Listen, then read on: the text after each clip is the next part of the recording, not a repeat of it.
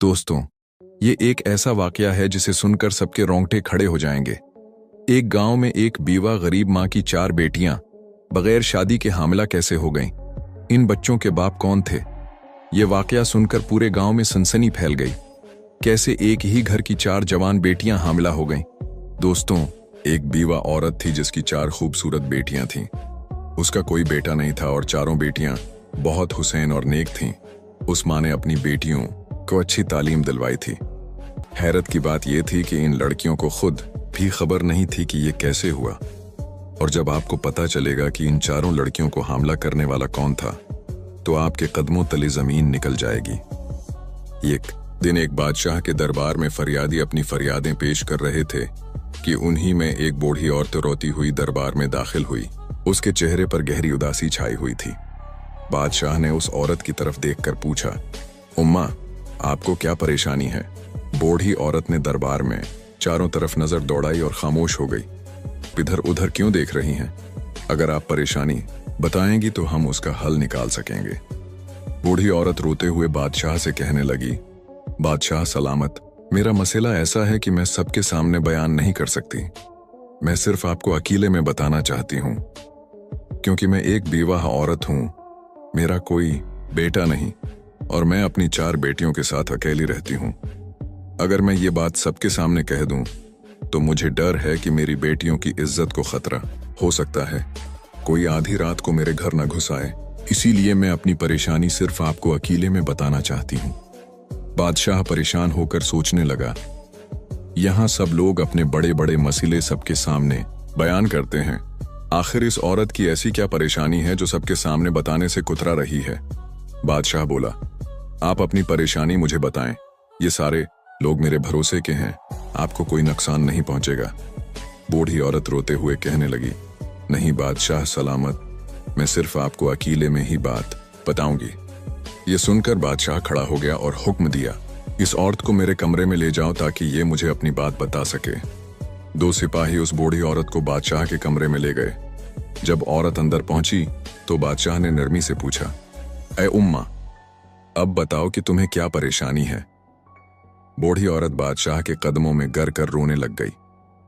बादशाह बोला, उम्मा, आप मुझे अपनी बात बताएं, मेरा दिल बैठा जा रहा है। आखिर ऐसी क्या बात है जिसके लिए आपने मुझे अकेले बुलाया? मैं ये बर्दाश्त नहीं कर सकता कि मेरी बादशाहत में कोई औरत इतनी दिखी हो और मैं उसके गम पर मरहम न रख सकूं। बूढ़ी औरत रोते हुए कहने लगी, बादशाह सलामत, कोई बेटा नहीं है, मेरी 4 बेटियां हैं। मैं अमीरों के घरों में जा कर बर्तन धोती हूँ, कपड़े साफ करती हूँ और मैंने कभी किसी से कोई शिकवा नहीं किया। अल्लाह का शुक्र अदा करती हूँ। मेरी 4 बेटियां पर्दादार और शरीफ हैं, कभी घर से बाहर नहीं जाते, हमेशा सिर पर दोपटा रखती हैं। मेरी जिंदगी यूं ही चल रही थी कि एक दिन मेरी बड़ी बेटी की तबीयत बहुत खराब हो गई। मैं उसे डॉक्टर के पास लेकर गई। डॉक्टर ने कहा, तुम्हारी बेटी उम्मीद से है, यानी वो हामला है। ये बात सुनकर मेरे पैरों तले जमीन निकल गई कि मेरी बड़ी बेटी की तो अभी शादी भी नहीं हुई, तो वो हामला कैसे हो गई? जब मैं अपनी बेटी को घर लेकर आई तो मैं उसे मारने पीटने लगी और कहा, बता, किसके साथ तुमने मन्ना काला किया है? ये बच्चा किसका है? जब मैंने उसे खूब मारा तो वो रोते हुए मेरे सामने हाथ जोड़कर कहने लगी, आए मेरी उम्मा, मुझे नहीं मालूम ये बच्चा मेरे पेट में कैसे आया। मुझ पर यकीन करो, मैंने कभी किसी के साथ बात तक नहीं की। मेरी उम्मा, खुदा की कसम, मैं बेकसूर हूं। बूढ़ी औरत बादशाह को कहने लगी, बादशाह सलामत, वो मेरी बेटी थी, मैंने उसे पैदा किया था। मां होने के नाते मुझे फौरन यकीन हो गया था कि वो झूठ नहीं बोल रही। कुछ दिन बाद मुझे पक्का यकीन हो गया। हमने उस तकलीफ को अल्लाह की तरफ से समझकर सब्र कर लिया। फिर मेरी बेटी ने 9 महीने बाद एक बेटे को जन्म दिया और हमने मजबूर होकर इस बच्चे की परवरिश शुरू कर दी। फिर 2-3 महीने बाद मेरी छोटी बेटी बीमार हुई। जब मैं उसे डॉक्टर के पास लेकर गई तो डॉक्टर ने कहा कि ये भी हामला है। डॉक्टर की ये बात सुनकर मेरे दिल को दूसरा जख्म लगा। मैं सोचने लगी कि आखिर ये सब कुछ हो क्या रहा है। हमारी बेटियां तो बाहर जाती ही नहीं और हमारे घर भी कोई आता नहीं। मैंने सब अल्लाह पर छोड़ दिया और दुआ करने लगी, ऐ अल्लाह, मुझे दिखा दे कि मेरी बेटियों के साथ ये गंदी हरकत कौन कर रहा है। फिर मेरी दूसरी बेटी ने भी एक बच्चे को जन्म दिया। उसके बाद मेरी तीसरी बेटी उम्मीद से हो गई और आखिर में मेरी सबसे छोटी बेटी, जो सिर्फ 14 साल की थी, वो भी हामिला हो गई। बूढ़ी औरत का ये वाकया सुनकर बादशाह सकते में आ गया। वो हैरत से कहने लगा, ये कैसा दुख है जो तू सुना रही है। बूढ़ी औरत बादशाह के कदमों में गिर कर कहने लगी, आए बादशाह सलामत, मुझे इंसाफ चाहिए। मुझे मालूम करना है कि मेरी बेटियों के साथ ये जुल्म किसने किया।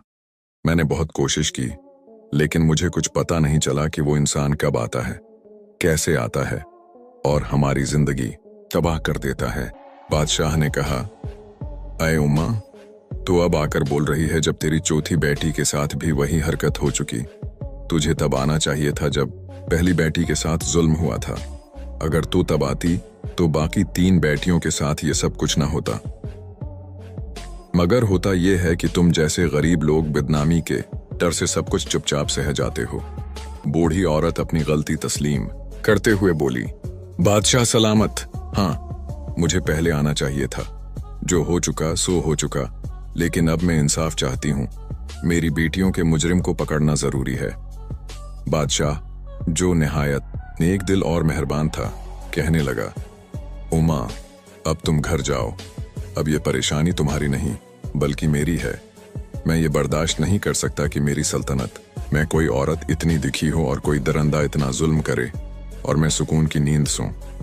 अगर ऐसा हो तो मेरे बादशाह होने पर लानत हो। उसलिए तुम जाकर सुकून से बैठो। अब तुम्हारी बेटियों को इंसाफ में दूंगा। बूढ़ी औरत खामोशी से अपनी चादर संभाल कर दरबार से बाहर निकल गई और अपने घर चली गई।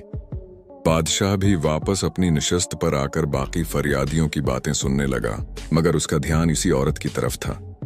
उसके दिल में वही बात घूम रही थी कि उस औरत को इंसाफ जरूर मिलना चाहिए। जब बादशाह तमाम फरियादियों की बातें सुनकर फारिग हुआ तो उसने अपने वजीर को बुलाया। वजीर जब बादशाह के चेहरे पर फिक्र के आसार देखता है तो पूछता है, बादशाह सलामत, कैसी बात बताकर गई है वो बूढ़ी औरत जिसकी वजह से आप इतने परेशान हैं। बादशाह कहने लगा, मेरी सल्तनत में ऐसे भी दरंदे बसते हैं जो ऐसा घनावना गुनाह करते हैं और ये भी नहीं सोचते कि जब उनका जुर्म हमारे सामने आएगा तो हम उन्हें सख्त सजा देंगे। वजीर हैरान होकर बोला, बादशाह सलामत, तफसील बताइए। बादशाह ने वजीर को सारा वाकया तफसील से सुना दिया और कहा, कोई दरंदा है जो उस बीवा औरत के घर दीमक की तरह लग चुका है और उसने उस मासूम औरत की 4 बेटियों को हमला कर दिया है। 3 बेटियां बच्चे पैदा कर चुकी हैं और चौथी बेटी उम्मीद से है। अब हमें पता लगाना होगा कि उसके घर पर कौन आता है, किस वक्त आता है और कैसे आता है। बादशाह और वजीर उस बात पर गौर करने लगे कि उसका पता कैसे लगाया जाए। कुछ देर बाद वजीर कहता है, वजीर कहने लगा, आए बादशाह सलामत, मेरे ज़हन में एक तदबीर आई है। बादशाह ने फौरन कहा, जल्दी बताओ कौन सी तदबीर है। वजीर बोला, बादशाह सलामत, दीवारों के भी कान होते हैं, इसलिए मैं ये बात आपके कान में कहना चाहता हूं। फिर वजीर बादशाह के कान में कुछ सरगोशी करता है जो बादशाह को पसंद आ जाती है। इसी मंसूबे के तहत वजीर एक बकरी लेकर रात के तकरीबन 10 बजे उस बूढ़ी औरत के घर पहुंच जाता है। बूढ़ी औरत वजीर को देखकर हैरानी से कहती है, ए वजीर साहब, आप इस वक्त मेरे घर पर कैसे आ गए। वजीर कहता है, जो परेशानी तुमने बादशाह सलामत को बताई है उससे वो बहुत बेचैन हो गए हैं। बूढ़ी औरत पूछती है, ये बकरी आपके हाथ में क्यों है, क्या करेंगे उसका। वजीर कहता है, बस मुझे अपने घर के अंदर आने दीजिए, मैं सब कुछ समझ आता हूं। घर के अंदर आकर वजीर बूढ़ी औरत से कहता है, आज हम इस बकरी को चारा बनाएंगे उस दरंदे के लिए। तुम लोग कुछ मत कहना, बस चुपचाप देखना कि वो दरंदा कैसे पकड़ा जाता है। अगर हमारा मंसूबा कामयाब हुआ तो हमें मालूम हो जाएगा कि वो दरंदा कौन है। उसके बाद वजीर बकरी को लेकर घर की छत पर जाता है और वहां बांध देता है। फिर खामोशी से वहां से निकलकर जाते हुए बूढ़ी औरत और उसकी बेटियों से कहता है, आप लोग आराम से सो जाइए, घबराने की कोई बात नहीं, आपको कोई नुकसान नहीं पहुंचेगा। वजीर दो सिपाहियों को हुक्म देता है कि बूढ़ी औरत के घर के आसपास पहरा दें।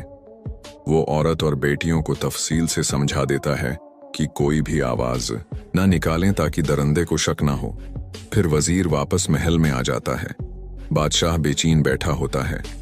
वो वजीर से पूछता है, वो बकरी ठीक जगह पहुंचा दी गई है? वजीर कहता है, जी हाँ बादशाह सलामत, मैंने बकरी को वैसे ही बांधा है जैसे हमने तय किया था। अब हमें इंतजार करना है। बादशाह कहता है, मैं कैसे सो सकता हूं? इन मासूम बच्चियों पर इतना बड़ा जुल्म हुआ है। जब तक मैं इस दरंदे को सजाए अबरत ना दे दूं, मुझे नींद नहीं आ सकती। फिर आधी रात होती है। अंधेरे में एक साया बूढ़ी औरत के घर के करीब आता है। वो शख्स छत पर चढ़ता है और फिर वहां से सहन में दाखिल होता है। जैसे ही बकरी उसे देखती है, जोर जोर से चलाने लगती है। रात का सन्नाटा तारी होता है। बकरी की आवाज दूर दूर तक गूंजती है। छिपे हुए सिपाही फौरन चौंकने हो जाते हैं। जैसे ही बकरी ने शोर मचाया, इन्हें अंदाजा हो गया कि घर में कोई आ चुका है। यही मंसूबा था। जैसे ही वो शख्स कमरे में दाखिल होता है, सिपाही हरकत में आ जाते हैं। बूढ़ी औरत और उसकी बेटियां भी बीदार हो जाती हैं।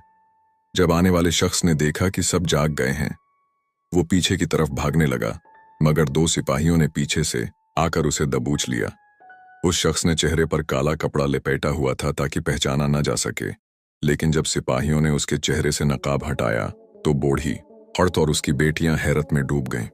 सुबह बादशाह का दरबार लगा होता है और वो शख्स हथकड़ियों में जकड़ा घुटनों के बल बादशाह के सामने बैठा होता है। उसका चेहरा ढांपा हुआ है। बादशाह तमाम लोगों को बाहर भेज देता है और सिर्फ मुजरिम, वजीर, बूढ़ी औरत और उसकी बेटियां दरबार में रह जाती हैं। बादशाह कहता है, अब तो बता दे कि तुझे मेरा खौफ नहीं था। तुझे मालूम नहीं था कि अगर तेरा जुर्म पकड़ा गया तो तेरी सजा मौत होगी? बादशाह सिपाहियों को हुक्म देता है, उसके चेहरे से नकाब हटाओ। मैं देखना चाहता हूं कि मेरी सल्तनत में इतनी जुर्अत किसने की। जब नकाब हटाया जाता है, बूढ़ी औरत आगे बढ़कर उसके मना पर थौक देती है और चीखती है, ऐ दरंदा सिफत इंसान, तुझे शर्म नहीं आई? मेरी बेटियां तेरी सगी भतीजियां हैं, तूने उनके साथ ऐसी गंदी हरकत की। चाचा बाप के बराबर होता है, तुझे जरा भी गैरत नहीं आई? बूढ़ी औरत तेश में आ कर अपने दीवर को थप्पड़ मारती है और बादशाह गुस्से से कहता है, अगर कोई गैर होता तो हम समझते, लेकिन तू तो उनका चाचा था, उनके बाप की जगह तुझे तो इन बच्चियों का मुहाफिज होना चाहिए था।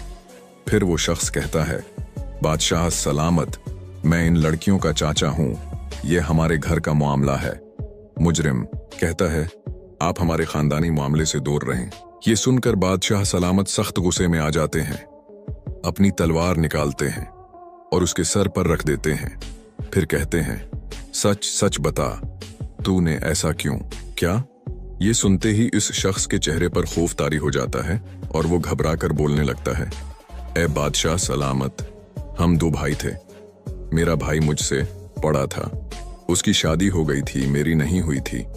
वो मुझसे बहुत मोहब्बत करता था, हर वक्त मेरी फिक्र करता था क्योंकि मैं उसका छोटा भाई था।